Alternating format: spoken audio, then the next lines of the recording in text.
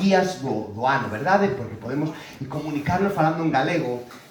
As letras galegas dedícanse a escritores que fixeron, ou escritoras, unha labor moi importante polo galego, pero para min houve unha serie, uns personaxes que fixeron moitísimo máis polo galego que a maioría dos políticos e que mogollón de escritores. Sabedes quen?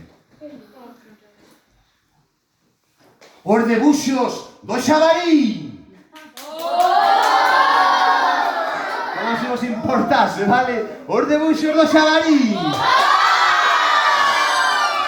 Algún de vos ainda que existe o Xabarín?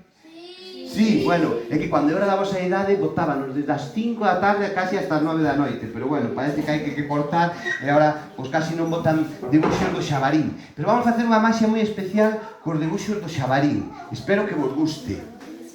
Tedesme que axudar. Ademais este é o xogo que nunca falla. A ver, que levante a man un que é un auténtico fan do Xabarín.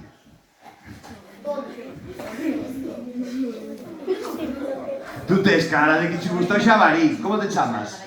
Anxo, con esa cara de demonio. Ven comigo, Anxo. Dame un fuerte aplauso. ¿De dónde das, Anxo? ¿De dónde eres? De aquí. Qué guay a tua casa, Anxo. E aparte de necesitar a tua axuda, necesito outro. Tú quen que eres que tamén lle gusta moito o Xabarín? Dos que están aquí. Non sei quen é teu irmão. Eres o seu irmão? Pois por primeira vez vamos facer unha maxia increíble que se sale porque hai unha conexión entre irmáns. Como se chama o teu irmão? Xoel. Tú eres Xoel? Pois ese aplauso, Xoel, é para ti. Ven conmigo!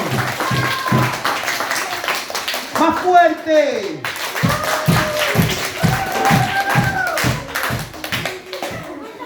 ¡Pupa! Xoel, ¿de dónde eres? De Puerto Marín. Ah, pensé que me iba a decir de aquí. No. ¿A qué te dedicas, Xoel? A estudiar. Muy bien. Pues mira, vamos a hacer a primeira magia. Este xogo nunca falla. En breve